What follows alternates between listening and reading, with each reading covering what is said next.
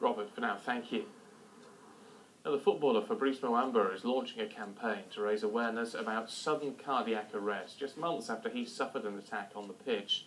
The former Bolton midfielder has now been fitted with a defibrillator after he collapsed during an FA Cup tie at Tottenham in March.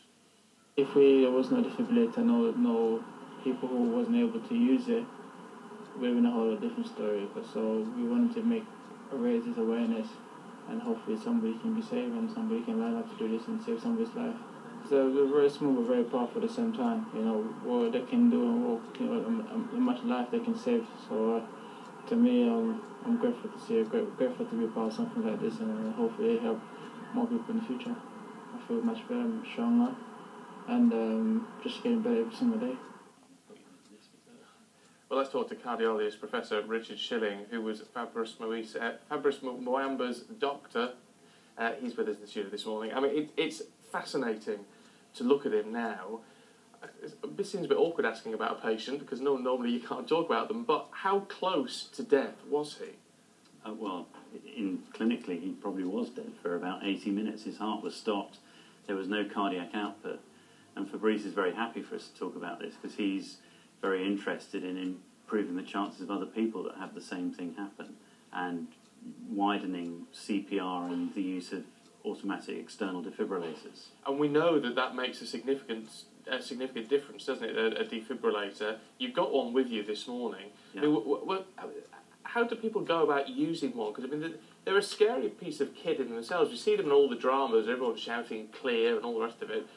We know these are installed in places, shopping centres and all sorts now around the country, and yet using one is a different matter, I would have thought. Well, we know that if you have CPR or an AED, your chances of surviving a cardiac arrest are almost doubled, if not more. And I've never used this before. You guys got it biked here, so let's see if I can use it. There's a green button that we press. Let me lift it up that way, then we can see it a little bit better. Patient call for medical assistance. And after this, it does everything. Remove clothing from patient's chest to expose bare skin. And then it tells you everything that you need to do. Tab to remove pads. Okay. Right. And so it carries on. Pads from liner.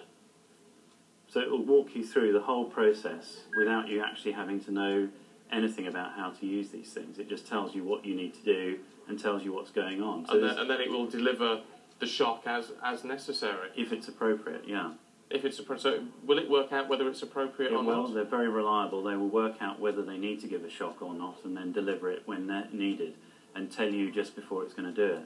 That's an incredible piece of equipment. I didn't realise they were that automated. Expensive, I would imagine, a piece like that, but a real lifesaver. I think they're relatively cheap. I mean, they're less than £2,000 each, from what I understand. But I see patients coming in all the time. I had a guy come off a Monarch airline who was resuscitated on the flight, had 6 shocks from an AED, and he's doing very, very well today, thanks to the air hostesses and air stewards on that flight. How common are...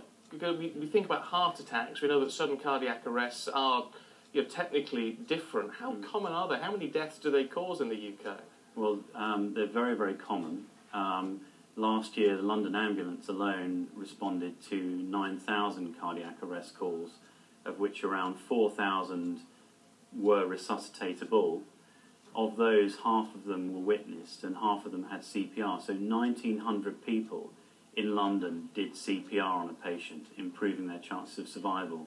And that's why London's figures are some of the best in the world for survival of cardiac arrest. And what we want to do is get the rest of the UK up to that figure. Well, it's certainly raising awareness, and seeing Fabrice improve as he has done over the recent months is, a witness in itself, isn't it? Professor, good to see you this morning. Thank you. Well, some breaking